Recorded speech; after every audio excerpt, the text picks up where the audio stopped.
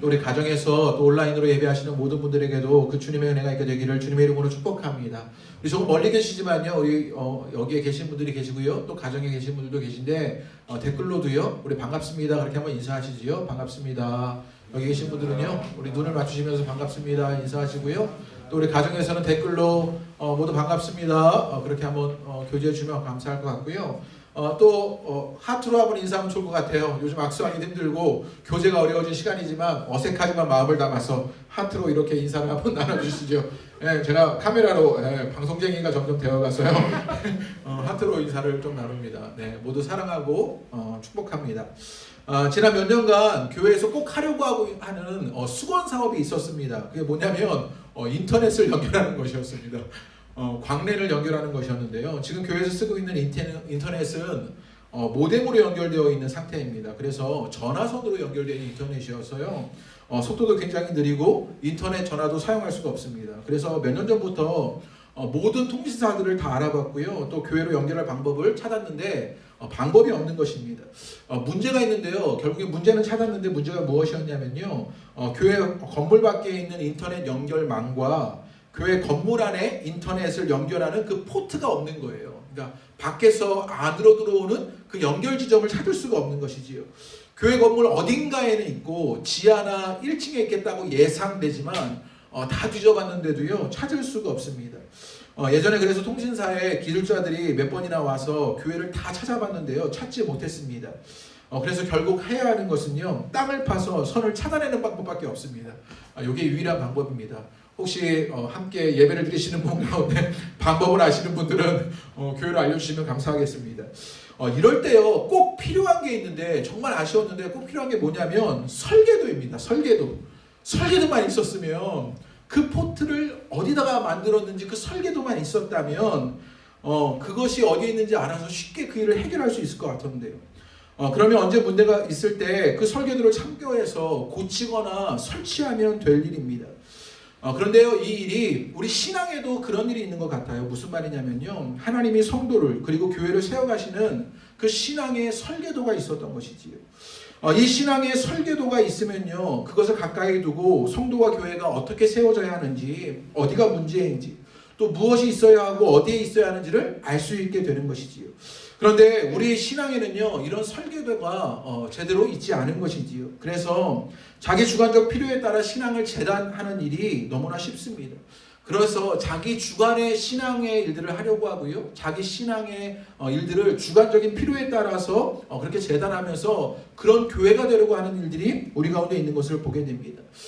설교를 준비하면서 어느 목사님이 이런 이야기하는 것을 들었는데요. 영국 교회에서 성도들의 종교의식을 조사하는 그런 설문조사를 했답니다.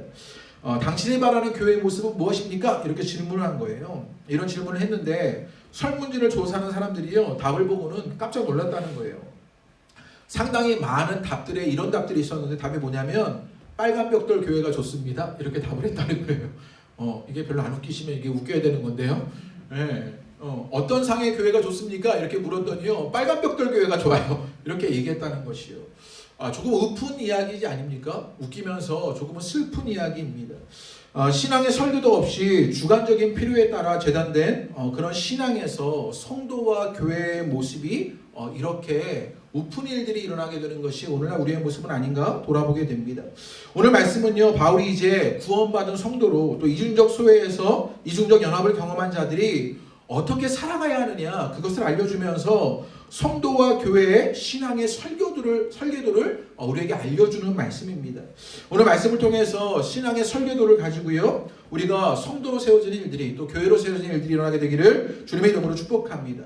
오늘 말씀은요 지난주 말씀에 이어져서 오는 말씀입니다. 그래서 4장 1절부터 6절의 말씀에 이어서 7절부터 12절의 말씀이 한 맥락으로 그리고 13절부터 16절의 말씀이 한 맥락으로 주어진 말씀입니다.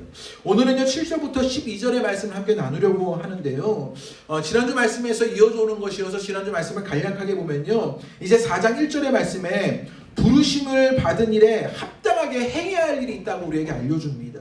그것이 무엇이었냐면요. 하나 되게 하신 일을 힘써 지켜야 한다는 것이죠. 우리가 부르심 받은 일에 합당하게 해야 할 것이 있는데 그것은 무엇이냐? 하나 되게 하신 것을 힘써 지켜라 라고 그렇게 바울이 우리에게 명령합니다. 그러면서 이 하나됨은요, 획일성이 아니라고 말씀드렸습니다. 모든 그리스도인이 똑같은 물건으로 찍어낸 복사본이 되는 것이 아닙니다. 기술적이거나 혹은 기계적인 획일성을 말하는 것이 아니라, 그래서 하늘의 공장에서 대량 생산된 것이 아니라 교회의 하나됨은요, 다양하고 아주 흥미진진한 것입니다. 기계적으로 기술적으로 아주 지루하고 단조로운 것이 아니라 그 다양성은요, 아주 흥미진진한 것이어서 예술적이고 생명력이 있는 것입니다. 그런 다양성 안에서 조화롭고 공존하고 화목을 이루는 상태를 통일성, 하나됨이다, 이렇게 말씀을 나누었습니다. 그래서 이 하나됨의 통일성이 전제하고 있는 것이 무엇이냐면요, 다양성입니다. 결국 성도와 교회는 다양한 그런 사람들이 모인 것이 성도이고 교회라는 사실입니다. 우리 7절 말씀 한번 읽어볼까요? 우리 7절을 다 같이 한번 읽겠습니다. 말씀 7절 읽겠습니다. 시작. 우리 각 사람에게 그리스도의 성분의 분량대로 은혜를 주셨나니. 7절에요. 시작이 아주 재밌는데요. 6절에서는요. 6절과 아주 확연한 대조를 가지고 7절을 시작하게 됩니다. 6절에서는요. 만유 이러면서요. 만유라고 말하면서 모두의 이야기를 하고 있는 거예요. 그 모두가 하나 되는 이야기를 하고 있습니다. 그런데 이제 7절에서는요. 갑자기 확 대조하여서 각 사람에게 라고 말합니다. 그래서 하나됨의 그 다양성 안에서의 하나됨이 있다는 사실을 우리에게 알려주는 것이지요. 교회의 하나됨, 이 통일성은요, 다양성에서 조화롭게 공존하고 화목하는 것이 교회의 하나됨이라는 것입니다. 그래서 앞에서 설명드린 대로 지루하고 단조로운 것이 아니라 다양하고 흥미로운 것이요. 기술이 아니고 예술이고요. 기계가 아니고 생명인 것입니다. 이런 높은 차원의 가치를 우리 보고 명령하신 것이지요. 멋지지 않습니까? 획일적으로요. 유치하게 그렇게 하라 그랬으면요. 못했을 것 같아요. 하기 싫었을 것 같아요. 그런데 무엇인가 예술적이고요. 생명력 있고 조화롭고 공존하면서 화목할 그 일을 말씀하시니 일이 참 멋진 것 같습니다. 그래서 오늘 7절의 말씀에 7절을 조금 풀어보면요.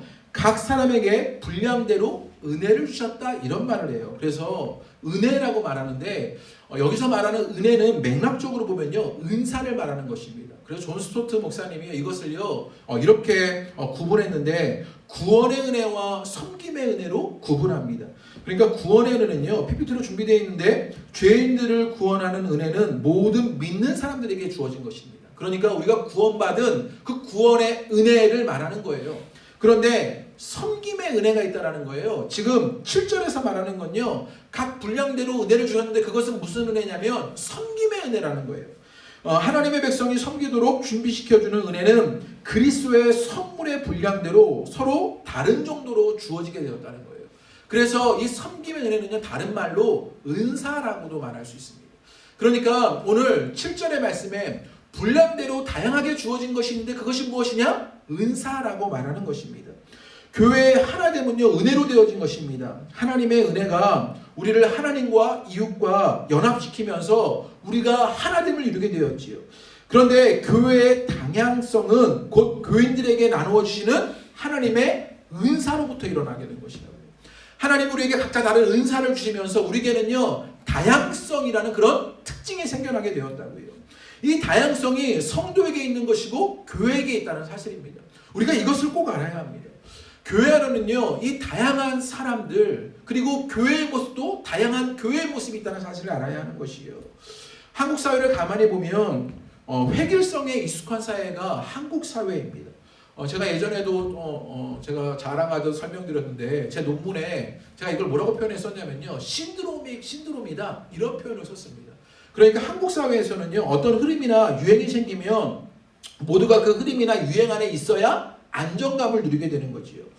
대표적인 예가 한국 사람이 가진 패션 같은 게 그래요. 외국에서 야구 모자 쓰고 뿔테 안경 끼면 전부 다 한국 사람이라고요. 네, 그래서 한국 사람을 패션 가지고 뚜렷하게 구분할 수 있다고요. 요즘은요 다 동그란 안경, 저도 동그란 안경 꼈는데요. 네, 요즘은요 뭐 젊은 사람들은 다 동그란 안경 낀 거죠. 네, 다 동그란 안경을 끼기 시작합니다. 그렇게 어떤 흐름이나 어떤 유행 안에 있어야 안정감을 누리게 되는 것이요. 학문이나 생각하는 사고도 마찬가지였어요. 그런 획일적인 것을 강조하게 되지요. 요즘 같으면 마스크를 안 쓰는 사람들은요, 눈초리가 그죠? 아주 따갑게 그 눈초리를 받아야 하는 것이요. 이런 경향이 어려움을 극복하기도 하지만 때로 폭력적이기도 합니다. 우리 모두가 마스크를 써서요, 우리 서로를 지키는 것은 좋은 일이에요. 그런데 마스크 안 쓰는 사람에게 눈초리를 주는 것은 조금 폭력적일 수 있다는 것이지요. 그런데 교회 안에서도요, 이런 경향이 있을 수 있는 것입니다. 목사하면요, 딱 떠오르는 목사상이 딱 있는 거예요. 제가 가진 책 중에 한국 설교자 16명을 분석한 책이 있습니다. 그 표지에 보면요, 한국의 16명의 유명한 목사님들의 얼굴이 쫙 나와요. 그런데 이 목사님들의 그 얼굴이요, 그 이미지가 되게 비슷한 거지요. 사각 금태 안경을 끼셨고요, 팔대의 가르마를 하셨고, 포마드로 머리를 다 넘기셨어요. 아니면 머리가 없으신, 약간 대머리, 머리가 없어서 넘길 머리가 없는 그런 분들이신 거지. 그리고 무엇인가 모르게 지적인 분위기를 풍기는, 그리고 왠지 보면요, 의사 선생님이나 교수님과 흡사한 이미지예요. 그런 목사상인 거죠. 획일화된 이미지가 있는 거예요. 그래서 목사하면 떠오르는 이미지가 있어요. 그래서 많은 분들이 저를 보고 목사 같지 않다고 네, 그런 말들을 제가 굉장히 많이 듣거든요. 그 획일화된 이미지 안에 들어가지 않는 이미지라는 거죠. 뭐 안경도 이상한 걸 끼고요, 머리도 이상하고 팔대에 가르마도 아니고 뭐 이런 식이라는 거죠. 말도 조금 함부로 하면서요, 지적 이미지도 없고, 그런 획일화된 목사상을 우리가 요구하고요, 강요하게 된다고요. 마찬가지로 성도라고 하면요, 획일화된 성도상이 있다라는 거예요. 문제는요, 그런 경향들 때문에 다양성을 인정해주지 않습니다. 그 상과 틀을요, 은연중에 강조하는 이들이 교회 안에도 있다는 것이지요. 같은 차원에서 교회도 마찬가지입니다. 무슨 말이냐면요, 획일화된 교회상을 가지고 있는 거예요. 그러니까 큰 교회, 대형 교회들이 성공적으로 커나간 그런 모습을 보면서요, 획일화된 교회상을 가지면서 저 교회처럼 해야 한다라는 그런 획일화된 생각을 다 갖게 되는 것이지요.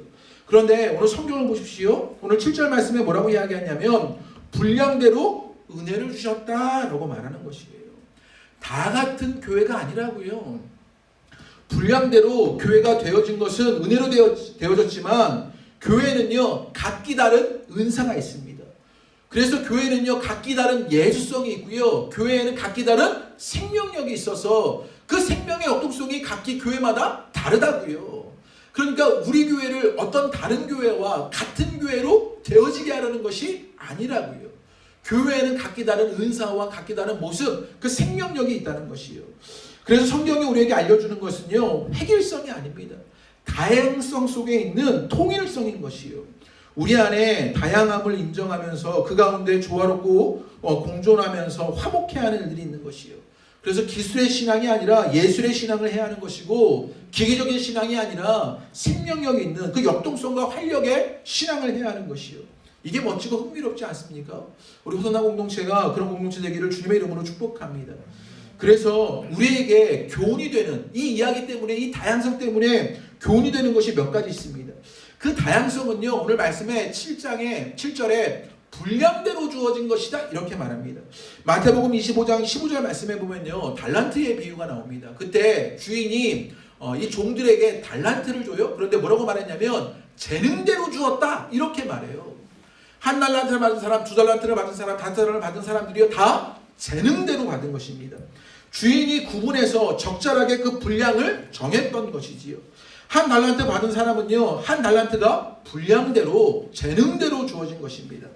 하나님은요, 각 사람에게 가장 적절한 역할을 나누어 주셨던 것이지요. 그러므로 우리가 무엇을 알아야 하느냐? 쓸데없는 비교와 경쟁이 있어서는 안 된다고요.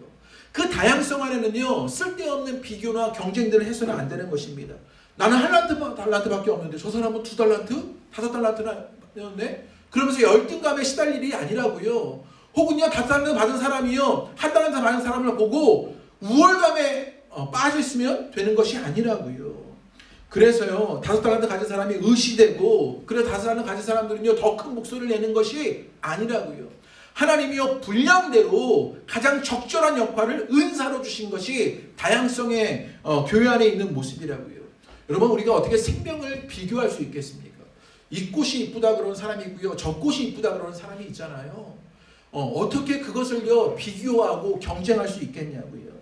교회 안에는요, 그래서 이것이 분량대로 여러분 주어진 것이기에 우리에게는요 그런 쓸데없는 비교나 경쟁이 사라져야 하는 것을 보게 되는 것이요. 또 오늘 말씀에 분량대로라고 말합니다. 우리가 이런 다양성을 인정한다면요, 우리 가운데 있어야 할 것이 있는데 뭐냐면요, 깍두기입니다. 이런 뜬금없는 소리, 깍두기. 이게 뭐냐면요, 제가 설교를 준비하면서 번뜩 떠오른 건데요, 깍두기요. 어릴 때 놀 때 보면요, 어릴 때 놀면서 게임을 하다가 보면요, 깍두기가 한 명씩 있어요. 짝이 안 맞아서요, 뭐가 안 되면, 혹은 이 게임에 잘 끼지 못하는 한 친구가 있는 거예요. 그러면 그 어린 친구를 어떻게 시키느냐, 깍두기를 시키죠. 그러면 이 편에 가도 되고 저 편에 가도 되고요. 예, 죽어도 살려주기도 하고요. 돌봐주는 일들이 일어나게 되는 거예요. 교회에 다양성이 있다는 사실이 교훈하는 것이 무엇이냐? 우리 안에요 그런 허용들이 있어야 한다고요. 때로 각자 다른 은사들을 받았는데 그 은사들대로 허용하는 일들, 그것을 받아내는 일들이 교회 안에 있어야 하는 것이에요. 그래서 교회 안에는요 깍두기가 허용되는 것입니다. 예, 어쩔 때는요 이 집사님이 깍두기이기도 하고요. 어떨 때는 저 집사님이 깍두기이기도 하고요. 어떨 때는 그 목사가 깍두기이기도 한 것이요. 그것이 허용되는 공동체가 다양성 안에서 통일성을 이뤄내는 공동교회라는 사실입니다. 그런 일들이 우리 호소나 공동체 안에 있게 되기를 주님의 이름으로 축복합니다. 또 여기서 말하는 다양성은 우리의 기질이나 개성이 다르기 때문이 아닙니다. 우리가 잘 봐야 하는데 오늘 7절의 말씀에요, 그리스도의 선물의 분량대로 은혜를 주신 것입니다. 이 주체가 누구냐면요, 예수님이에요. 이 다양성의 이유는 예수님께서 그렇게 하셨던 것입니다. 우리의 신앙생활을 또 교회를 더욱 풍성하게 하시려고요, 예수님께서 그 일을 하신 것이죠. 그래서 10절의 말씀에 보면요, 무슨 말씀이 있냐면 이는 만물을 충만하게 하려 하셨다. 우리가 3절의 말씀에 보면요, 3장 19절 말씀에도 보면요, 너희에게 충만하게 하시기를 구한다. 바울이 기도했던 것이 그런 것이에요. 우리 신앙의 충만함, 그 풍요를 위해서 하나님은요 그런 다양성을 우리에게 허락하셨다고요. 이게 얼마나 멋진 일입니까? 다양성의 이유는요, 교회가 우리의 신앙생활이 그런 풍요를 누리기 위해서입니다. 그래서 다양성 속에 더욱 풍성한 신앙과 교회 일들이 일어나게 되는 것을 보게 되는 것입니다. 우리 혼남 공동체 안에 이 다양성을 통해서 이 풍요로움들이 넘쳐나게 되기를 주님의 이름으로 축복합니다. 그러면 앞에서 이어져 오는 내용인데 이 다양성이요 어떻게 일어나는지를 봐야 합니다. 이 다양성이 어떻게 일어나느냐, 우리 8절부터 10절의 말씀을 다 같이 한번 읽어보겠습니다. 우리 8절부터 10절의 말씀 다 같이 읽어보시지요. 시작. 그러므로 이르기를 그가 위로 올라가실 때 사로잡혔던 자들을 사로잡으시고 사람들에게 선물을 주셨다 하였도다. 올라가셨다 하였은즉 땅 안에 낮은 곳으로 내리셨던 것이 아니면 무엇이냐. 내리셨던 그가 곧 모든 하늘 위로 오르신 자니 이는 만물을 충만하게 하려 하심이라. 야, 이 말씀이요 굉장히 놀라운데 8절부터 10절의 말씀이 놀라운 이유가 뭔지 아십니까? 읽어도 잘 모르겠다. 8절부터 10절의 말씀이 참 놀라워요. 왜 놀랍냐면 읽어도 8절부터 10절의 말씀이 도대체 무슨 얘기냐, 요 맥락 속에서 무슨 얘기인지를 잘 모르겠습니다. 조금 이해하기 어려운데요. 그래서 조금 도움이 필요한데요. 지금 바울은요 시편 68편 18절의 말씀을 인용하면서 약간 그것을 비틀어서 지금 이 다양성이 어떻게 주어진 것인지, 이 다양성의 기원, 이게 어디로부터 온 것인지를 설명하려고 했던 것입니다. 그 시편의 말씀을요, 그래서 신학자들이 어떻게 해석하냐면요, 크게 두 가지로 이것을 해석해요. 해석이 통일된 것도 아니에요. 이 시편의 말씀이요. 해석이 두 가지로 해석되는데, 왕이신 주님이 전쟁에 나가서 승리하고 적군들을 포로로 잡고요, 전리품을 가지고 자기 왕국의 백성에게 나누어 준 이야기다. 이게 무슨 말씀인지 아시겠죠? 그러니까 왕이신 주님이 전쟁에 나가서 승리하게 되었습니다. 그래서 전리품을 얻게 되었죠. 그것을 나누어 준 이야기. 그 전리품으로서 나누어 준 것이 다양한 은사, 그것을 비유로 인용하여서 지금 바울이 설명했다, 이렇게 말하기도 하고요. 또 이 시편을 가지고 이 구절을 읽었을 때 아마 유대인들은 누구를 생각했냐면 모세를 생각했을 것이다, 이렇게 생각합니다. 그래서 모세가 시내산에서 오르락내리락 하면서 그가 받은 것이 무엇이었냐? 율법이었죠. 그 율법을 통해서 출애굽 이후에 새로운 이스라엘이 생겨나기 시작합니다. 지금 그것을 비유로 예수님이 그렇게 하셨다는 것이에요. 예수님이 승천하셔서 예수님이 하신 일은 그 전리품을 가지고 온 왕처럼, 혹은 율법을 가지고 온 모세처럼 그 다양한 은사를 성령을 통해서 우리에게 나누셨다고요. 그러니까 그 다양성의 근거는 무엇에 있냐면 예수님에게 있었던 것이다. 그것을 설명하려고 하는 것입니다. 어떤 해석이든지 간에 공통점은 분명한데요. 예수님으로 말미암아 예수님이 부활하셔서 승천하신 그것으로 새로운 사회, 새로운 인류가 이루어진 것이고, 그것이 전리품이든 율법이든 예수님은 승천 이후에 성령님을 통해서 교회에 다양한 선물, 은사를 주셨다. 이것을 설명하고 싶은 것이에요. 여기서 강조점이 무엇이냐면 예수님이 교회에 아낌없이 주신 선물은요 다양하지만 그것은요 다 누구로부터 온 것입니까? 예수님으로부터 온 것이다 라고 설명하고 싶은 것이에요. 성령으로 각 사람 안에 인격적으로 임재하시는 분, 그분은 한 분 예수님이고 같은 주님으로 그것이 시작된 것이다. 그것을 보여주고 싶은 것입니다. 그분의 몸의 각 지체 안에 그분은 우리의 몸의 각 지체 안에 거하신다라는 사실을 설명하려는 것이에요. 이 사실을 명심해야 그 다음의 이야기를 좀 할 수 있습니다. 우리 몸에 지체가 다양하잖아요. 손도 있고요, 발도 있고요, 몸에 장기들도 있고요, 눈, 코, 입도 다르고요, 귀도 있잖아요. 그런데 이게 꼭 뭐 같냐면요, 그 안에 흐르는 피는 같은 거예요. 이게 좀 이해가 되십니까? 그러니까 바울이 지금 설명하고 싶은 것이 뭐냐면 우리가 다양성이 있지만 그 근거는 무엇이냐? 그 예수 그리스도의 부활로 말미암아, 승천으로 말미암아 그 주님으로 인해 우리 가운데 한 피가 흐르고 있다라고 설명하고 있는 것이지요. 성도의 다양성, 교회의 다양성은요 예수님이 이루신 위대한 업적이라는 사실입니다. 그래서 우리는 다양하지만 우리 속에는요 예수의 피가 흐르고 있다고요. 참 오묘하지 않습니까? 그것이 교회이고 성도의 일이라 라고 말하는 것입니다. 그러면 이 다양성이 무엇으로 흘러가고 있느냐, 그 다양성의 종류를 그 이후에 설명하는데요. 우리 11절 말씀 한번 읽어보겠습니다. 우리 11절을 다 같이 읽어보시겠습니다. 시작. 그가 어떤 사람은 사도로, 어떤 사람은 선지자로, 어떤 사람은 복음 전하는 자로, 어떤 사람은 목사와 교사로 삼으셨으니, 이 11절을 어떻게 시작했냐면 그가 라고 설명해요. 그러니까 8절, 9절, 10절을 그 강조점을 이어온 것이죠. 그래서 그가 누굽니까? 그리스도께서 직접 교회에 은사받은 사람들을 주셨다라는 거예요. 그래서 그 은사받은 사람들의 종류를요 5가지 종류로 말했습니다. 이런 이야기는요 고린도전서 12장에도 나오고 로마서 12장에도 등장하는 아주 흔한 이야기예요. 그런데 에베소서에서 바울은요 이 은사의 종류로 5가지만을 제시합니다. 하나는 무엇을 말하냐면 사도를 말하고요, 또 선지자를 말하고요, 또 전도자를 말하고, 또 목사와 교사를 말합니다. 하나하나 설명하면요 여러분이 힘들어하실 것 같고요. 간략하게 이야기하면 사도는요 교회를 세웠던 사람들, 교회를 시작해낸, 교회를 개척해낸 사람들을 말하고요. 선지자는요 하나님의 말씀을 받아서 전하는 사람이 선지자였고요. 또 전도자는요 생명의 복음을 전하여서 교회로 인도하는 사람을 복음을 전하는 자였고요. 또 목사와 교사는 그 사람들을 양육하여 훈련하는 사람을 목사와 교사라고 말합니다. 그런데요 이 5종류의 은사를 가진 사람, 그 사람들을요 예수님이 보내주셨습니다. 그런데 이 은사의 종류에요 공통점이 있어요.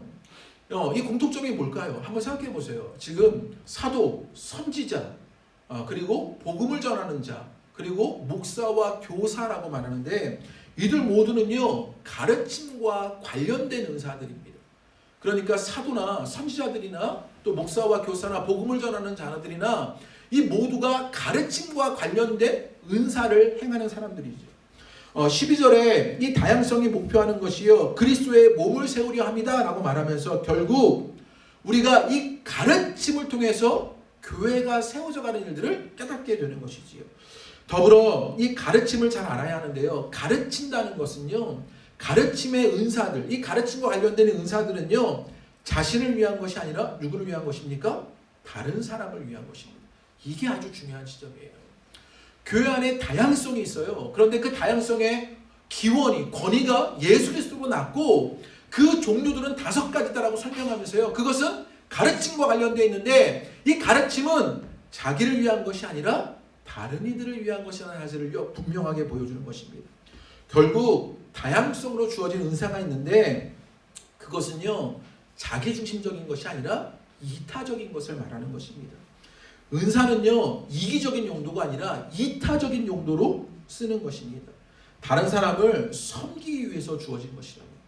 정말 우리가 중요하게 알아야 할 것이 바로 이 지점입니다. 우리가 성도로 교회 안에서 다양성을 가지고 있다는 이야기는 이 다양성을 자랑하라는 이야기가 아닙니다. 그 은사를 가지고 힘이나 주도권을 잡으라는 이야기가 아니에요. 이타적으로 다른 이들을 섬기기 위해서 주었다는 사실입니다. 그래서 교회 안에 다양성이 필요하고 중요한 것이라고요. 우리가 각자 다른 모습으로 하나님이 예수님께서 승천하고 부활하신 그것으로 말미암아 우리 가운데 이 다양성이 주어졌는데, 이 다양성은 다른 사람을 이타적으로 섬기기 위해서 주어졌다는 사실입니다. 그러면 이 다양성의 은사들이 무엇을 위해 주어졌는지를 더 분명하게 알려주는데, 우리 12절 말씀 한번 읽어보겠습니다. 우리 12절을 다 같이 읽겠습니다. 시작. 이는 성도를 온전하게 하여 봉사의 일을 하게 하며 그리스도의 몸을 세우려 하심이라. 세 가지 목적이 12절 안에 등장하게 됩니다. 지금 교회 안에는요, 다양성이 있다. 이 다양성의 통일성을 이루게 되는 것이고, 이 다양성의 근거는, 기원은 예수 그리스도로 온 것이고, 그 다양성의 종류는 가르침과 관련된 것이었어요. 그래서 이타적인 것인데, 그래서 이 다양성을 통해서 이루려고 하는 것이 무엇인지 알려주게 되는데요. 12절의 말씀에 세 가지를 말하는데, 성도를요 어떻게 해요? 온전하게 하여 라고 말하고요. 그 다음에 봉사의 일을 하게 하며 궁극적으로 그리스도의 몸을 세우려 하십니다. 이렇게 12절에 이야기합니다. 이 세 가지를 간략하게 풀어보면요, 온전하게 한다라고 말해요. 우리는 흔히 온전하게 한다면요, 완벽하거나 완전하게 되어진 일을 상상하게 돼요. 그런데요, 성경이 지금 그런 이야기를 하고 있는 것이 아닙니다. 우리가 흔히 그래서 온전하게 된 것이요, 그래서 봉사일을 하려면 완벽하거나 완전해야겠구나, 나는 아니다, 뭐 이런 생각이 들기도 하는데요, 이 온전하다는요 그런 뜻이 아니에요. 헬라어로 보면요, 카타르티조라고 말하는데 어디에 쓰는 단어냐면, 예수님이 제자를 부를 때요, 제자들이 그물을 깃고 있었어요. 그 그물을 깃는 일이 카타르티조예요. 그러니까 무엇인가를 수리하거나 원래 상태로 회복하는 것, 적합하게 준비하는 것, 이거를요 이 단어를 쓰는 것입니다. 적합하게 준비하는 것. 영어 성경을 보면요 더 확실하게 좀 알 수 있게 되는데요, 영어 성경을 보면 이렇게 썼습니다. To prepare God's people, 이렇게 썼어요. 하나님의 사람들을요 어떻게 해요? To prepare라고요, 준비시키라고요. 그러니까 이 온전하게 하는 말의 뜻은 무엇이냐면요, 준비하는 것입니다. 그러니까 성도를 온전하게 하여라는 말은요, 우리 안에 그런 다양성이 주어지게 되었어요. 은사로 그런 다양성을 가진 사람들이 있어요. 그것은 무엇 하는 것이냐? 성도들을요 준비시키는 일이다 라고 말하는 것이에요. 가르침 속에서 이타적으로 섬길 수 있는 그 준비하는 일들이 교회 안에 성도로 우리 가운데 있어야 한다고요. 저자적인 맥락 안에서 이것을 조금 이해할 필요가 있는데요, 에베소의 전체 맥락을 한번 보시면서요 이게 더 확실하게 보여집니다. 1장부터 3장까지요. 우리는 하늘의 신령한 복을 받은 사람들이에요. 그러나 하나님이요, 비포에서 죽은 상태에서 애프터 생명의 상태로 우리를 변화시켰습니다. 땅에서 하늘로 우리를 올려주셨어요. 인적 소외에서 이중적 연합이 일어나게 되었지요. 그리스도 안에서 만물을 통일되게 하셔서 새로운 사회, 새로운 인류가 되어지게 된 것입니다. 그러니까 우리가 1장부터 3장까지 이야기는요, 예수 그리스도로 말미암아 존재론적으로 새롭게 되었다. 그 비잉의 역사가, 존재의 일들이 새롭게 된 것을 알려줍니다. 그러면 이제 4장으로 넘어가면서 그러면 그 사람들이 어떻게 살아가느냐, 새로운 삶, 리빙이 있어야 한다라는 것이에요. 그래서 4장 1절에 부르심 받은 일에 합당하게 행해야 한다라고 말했습니다. 그 첫 번째가 무엇이었냐, 지난주 말씀에 하나 되게 하신 것을 힘써 지켜라 했어요. 그러면 이제 우리에게 무엇을 요구하고 계시는 거냐면요, 성도를 온전하게 하는 일, 그게 우리가 부르심 받은 일에 합당하게 행하는 일이다 라고 말하는 것이요. 이 온전하게 하는 것이 무엇이라고요? 가르침 속에서 이타적으로 섬길 수 있는 준비가 되어지는 것, 요게 성도가 할 일이라고요. 우리가 이제 구원받은 사람들이라면, 예수 믿는 그리스도인이 되었다면, 우리가 구원 이후에 우리의 삶은 무엇이 되었냐면요, 가르침 속에서 이타적으로 섬길 수 있는 준비가 되어지는 것, 그게 교회고 그게 성도의 일이라고 알려주는 것입니다. 성도는요, 교회는요, 이 준비하는 곳이라고요. 성도는요, 이것을 하는 사람들이라고요. 이 준비의 과정 속에 있어야 하는 것이요. 우리의 신앙생활을 한번 돌아보시기를 바랍니다. 여러분 가르침 속에 계십니까? 혹은 여러분 이타적인 신앙생활을 하고 계십니까? 섬기는 준비가 되어져 가고 있으십니까? 어쩌면 우리의 신앙은요, 너무나 쇼핑하듯 소비자 그리스도인이 되어지고 있는 것은 아닙니까? 그래서요, 편리한 신앙생활들을 추구하고 있는 것, 그런 일들이 일어나고 있는 이때에 오늘 말씀이 우리에게 경고의 말씀처럼 주어지는 것 같습니다. 우리는요, 가르침 속에서 이타적으로 섬기기 위해 준비되어지는 자들이라고요. 그것이 온전하게 하는 일이라고요. 그것이 성도가 구원받은 것으로 이후에 나타나야 할 부르심받은 일에 합당하게 살아가는 모습이라고요. 그 은혜의 일들이 여러분 가운데 있게 되기를 주님의 이름으로 축복합니다. 두 번째, 무엇을 이루려 그 일들이, 그 다양성이 우리 가운데 주어졌느냐? 12절 말씀에요. 봉사의 일을 하도록 라고 말합니다. 은사를 통해서 다양성이 주어지게 되었습니다. 그래서 그 일은 무엇을 하게 하냐면요, 봉사의 일을 하게 한다라고 말합니다. 여기서 봉사라는 말은요, 헬라어로 디아코니아라고 말하는데, 이 디아코니아는 뭐냐면요, 식탁에서 시중을 드는 일을 말합니다. 그래서 우리가 작년에 저희가 안수 집사님 새롭게 세우고 우리 권사님도 새로 세울 때 앞치마를 나눠드렸잖아요. 뭘 하려고 했냐면 봉사의 일을 하려고 그렇게 앞치마를 나눠드린 거예요. 그러니까 디아콘이나 식탁에서 시중 두는 것, 반복되는 일인데요. 결국 그런 다양성 속에 은사를 받은 것은 무엇 때문이냐면요, 섬김의 일을 위한 것이다 라는 사실입니다. 영어로는요, 그래서 이 섬김을요, 미니스트리라고 말합니다. 사역이라는 말로 우리가 흔히 번역하는 그런 말이죠. 미니스트리라고 말하고요. 이 말에서 라틴어 미니스터라고 말하는데 목회자라는 뜻. 그래서요, 보통 목회학 박사 학위를요, 디민 하는데 닥터 오브 미니스터다 이런 얘기예요. 그러니까 섬기는데 박사다 뭐 이런 얘기를 하고 있는 거예요. 그러니까 이거 받으면 안 되는 학위인 것 같아요. 네, 섬기는 게 박사다, 그런 학위가 이 디민이라는 학위라는 것입니다.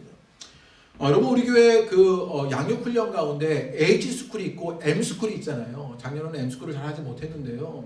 H스쿨은 약자가 뭐냐면요, 호산나 바이블스쿨의 약자예요. M스쿨은 뭐냐면요, 호산나 미니스트리 스쿨이에요. 그러니까 우리가 은사의 다양성을 갖게 된 것은 무엇 때문이냐면 우리가 그 사역, 그 섬김 가운데 우리를 부르신 것이라고요. 봉사의 일을 한다는 것은요, 맡은 일에 능숙해진다는 이야기가 아니라 나를 바쳐서 다른 사람을 섬기는 존재가 되어진다는 것입니다. 그래서 뭐라고 말하느냐? 봉사의 일을 하게 하여 라고 말해요.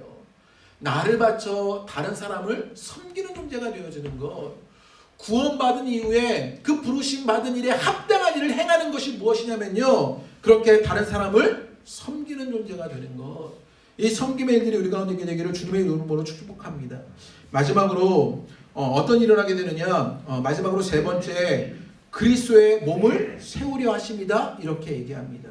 궁극적으로 일어나는 일이 무엇이었냐면요, 그렇게 가르침 속에서 이타적으로 섬기는 일이 일어나고 나를 바쳐서 다른 이들을 섬기는 존재가 되어지자 무엇이 일어나게 되었냐면요, 그리스도의 몸으로 세워져 갔다라고 말하게 되는 것이 아주 의미 있는 이야기 아닙니까? 그리스도의 몸으로 세워져 가는 일은요, 교회가 번듯한 건물이 있어서가 아니라고요. 그리스도의 몸으로 세워져 가는 것은요, 교회가 아주 뛰어난 프로그램이 있어서가 아니라고요. 목사가 설교를 잘해서가 아니라고요. 무엇이었냐? 가르침 속에서 이타적으로 섬기는, 나를 받아서 다른 존재를 섬기려는 그 일들로 그리스도의 몸된 교회가 세워져 간다고요. 우리 훈남 공동체 안에 그 일이 있게 되기를 주님의 이름으로 축복합니다. 제가 설교를 준비하면서 참 도전되는 이야기를 듣게 되었는데요.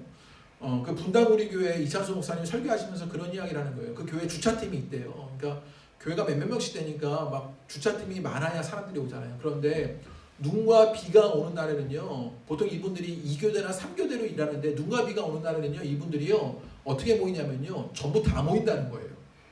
은혜롭지 않습니까? 제 생각에 목사님 딱 거기까지 눈과 비가 오는 날엔 반만 모이는구나 이렇게 생각했는데 전체가 다 모여서 섬긴다는 거죠. 그러자 그리스도의 몸된 교회로 세워져가는 일들이 있는 것 아니겠습니까? 이게 참 도전이 됩니다.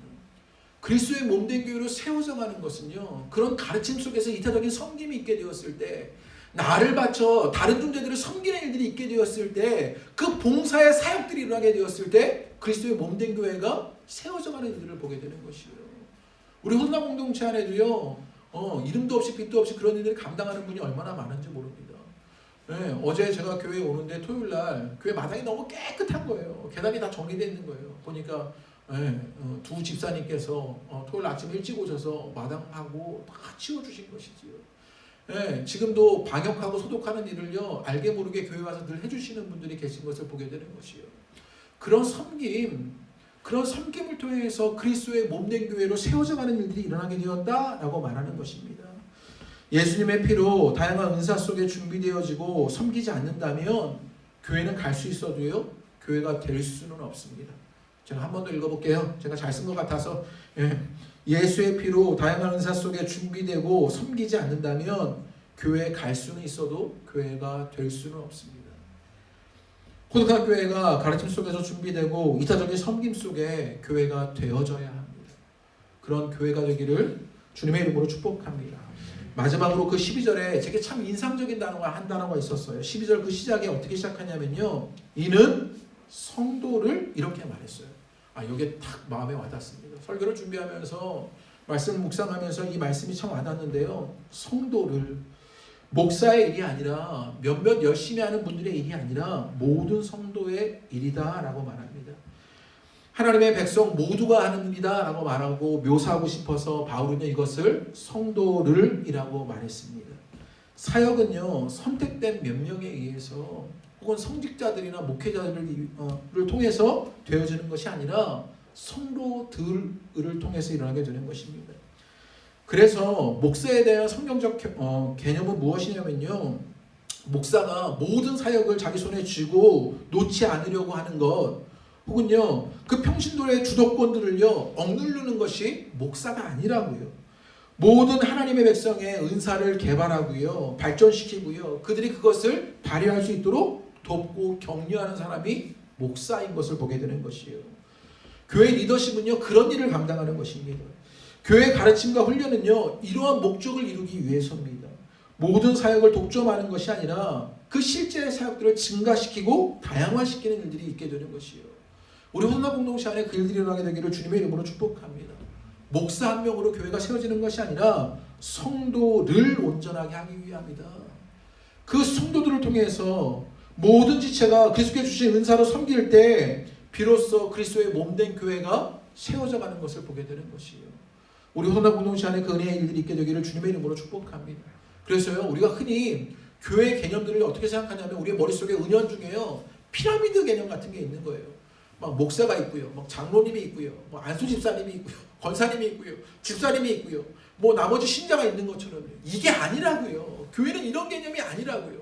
혹은 어떤 개념을 생각하냐면요 버스 같다고 생각하는 거예요. 목사가 운전을 하면요 나머지 성도들은 다 버스에 앉아 있는 것 같은, 이게 교회 개념이 아니라고요. 그래서 12절 말씀에 바울은요 교회를 뭐라고 표현했냐면요 그리스도의 몸이다라고 표현했다고요. 흔한 표현이지만 우리 교회에 너무나 익숙한 표현이지만 이 표현이 너무나 놀라운 표현입니다.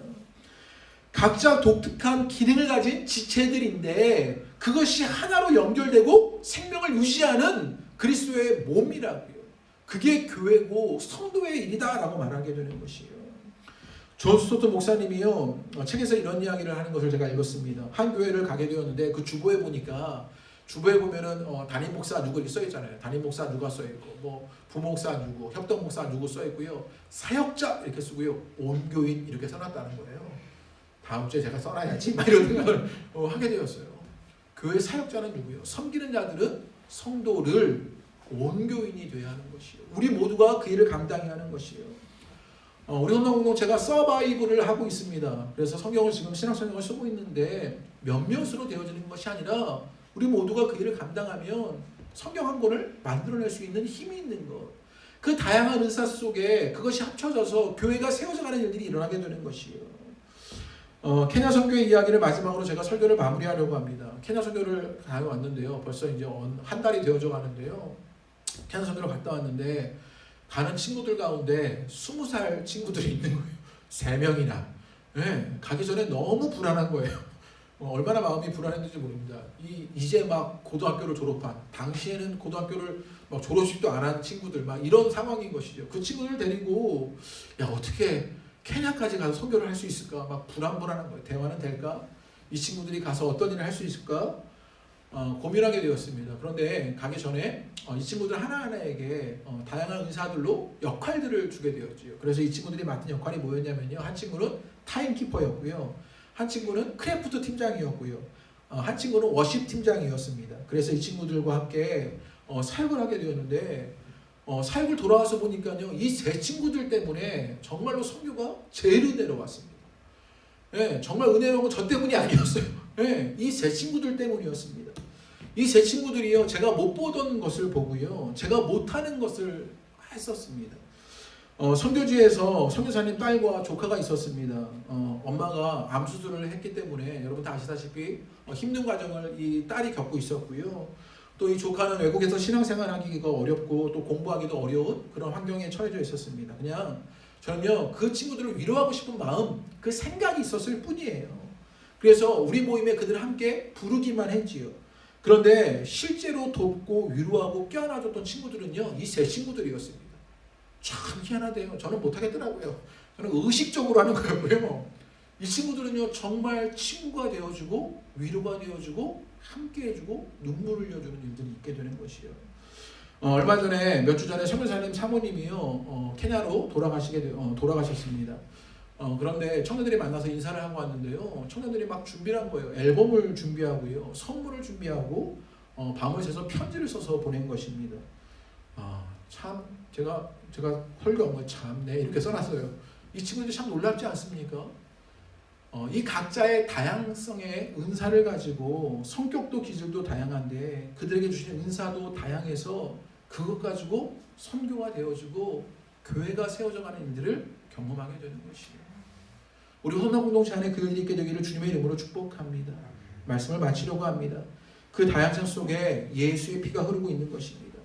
그 다양한 은사를 가지고 가르침 속에 준비하고 이타적으로 섬기자 교회가 되어지는 것입니다. 교회를 가는 우리가 아니라 교회를 되어지게 하는 우리가 되기를 주님의 이름으로 축복합니다. 우리 함께 찬양하겠습니다. 우리 주가 보이신 생명의 길, 우리 함께 찬양하시지요.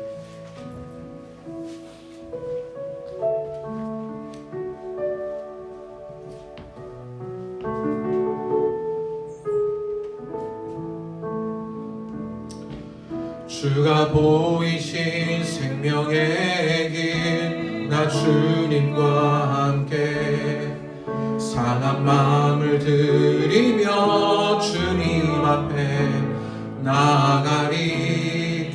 나의 의로움이 되신 주, 그 이름 예수, 나의 길이 되신 이름 예수.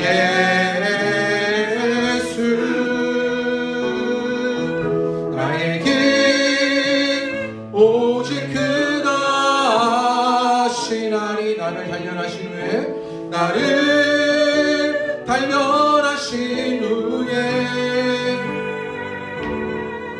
내가 정금같이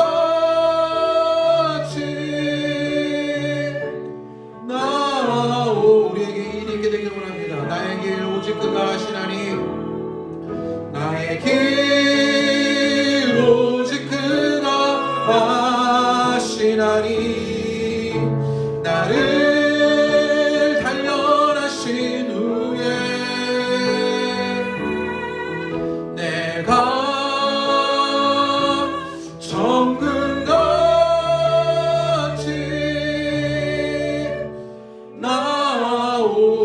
나오리라. 우리 함께 기도하기를 원합니다. 함께 우리 말씀을 기억하면서 기도하실 때 우리가 겪고 있는 교회 일들을 생각하며 함께 기도하기를 기대합니다. 오늘날 미디어가, 수많은 사람들이, 또 교회가, 성도들이요, 교회를 말하고 있는 시대입니다. 그런데 제 마음에 정말 안타까운 것이 하나가 있는데요, 그렇게 교회를 말할 때, 교회 일들을 비난하고 손가락질할 때 거기에 나는 빠진 채, 나는 생략된 채 그 교회 일을 말하고 있는 나를 발견하는 것입니다. 교회가 치유하는 교회가 아니라 치유를 받아야 하는 대상이 되어버린 것이 오늘날 교회가 되어버렸는데, 그런데 그것을 말할 때 그 속에서도요, 나를 빼버린 채 그 교회를 향해서 비난하고 손가락질하고 비판하는 일들이 일어나게 되는 것이 우리의 모습인 것을 바라보게 됩니다. 그 속에 우리도 들어있게 되기를 원합니다. 그 교회된 모습 속에, 그 안타까운 모습 속에 우리도 있다는 사실을 기억하며 기도하게 되기를 원합니다. 혹여나 우리 마음속에 획일화된 생각들로 무엇인가를 남에게 끊임없이 요구하는, 강요하는 그런 폭력적인 말과 표정과 태도가 우리 가운데 있었던 것은 아닙니까? 다양성을 인정하지 못하고 그 예수님의 일들을 기억하지 못하며 우리가 기대하고 우리가 바랐던 대로 그 획일적인 일들을 끊임없이 강요하고 원했던 것은 아닙니까? 우리가 가르침 속에 준비되지 못했던 것은 아닙니까? 혹은 우리가 이타적으로 섬기지 못했던 것은 아닙니까? 이제는 교회가 되어져가는 일들이 우리 교회에 그리고 이 땅의 교회 가운데 있게 되기를 원합니다. 우리가 가르침 속에서 준비되어져가는 일들이 있기 때문입니다. 우리가 그렇게 이제는 이타적인 것으로 섬기는 일들이 있기 때문입니다. 그 사역을 모두가 감당하기 때문입니다. 누구 하나로 교회가 되어지는 것이 아니라 우리 모두가 교회가 되어지는 것입니다. 그 일들이 있게 되기를 원합니다. 이 시간에 우리 함께 기도할 때 우리 한국교회를 위해서 또 우리 혼합교회를 위해서 나를 그 안에 넣어서 함께 기도하게 되기를 원합니다. 주님, 가르침 속에 잘 준비되는 일들이 있게 되기를 원합니다. 이타적으로 섬기는 일들이 있게 되기를 원합니다. 그 사역 속에 내가 있게 되기를 원합니다. 우리 그렇게 한번 주님 앞에 기도하겠습니다. 기도합니다. 주님, 우리가 부르심을 받은 일에 합당하게 행하는 자들이 되기를 소망합니다.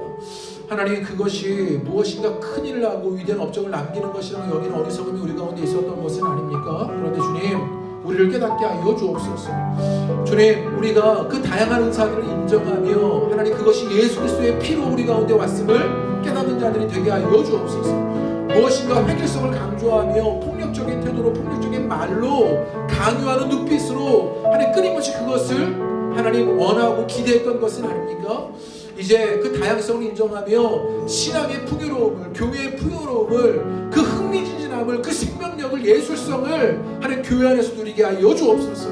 하나님, 우리가 먼저 교회됨을 이루어가게 하여 주옵소서. 주님, 가르침 속에 준비되는 일들이 있게 되기를 소망합니다. 가르침을 받지 않으면서 교회를 비난하고 비판하며 손가락질하는 것이 하나님, 그래서 한국교회 모습 속에 나를 생략해버린 것이 우리의 모습이 되어버리고 말았습니다.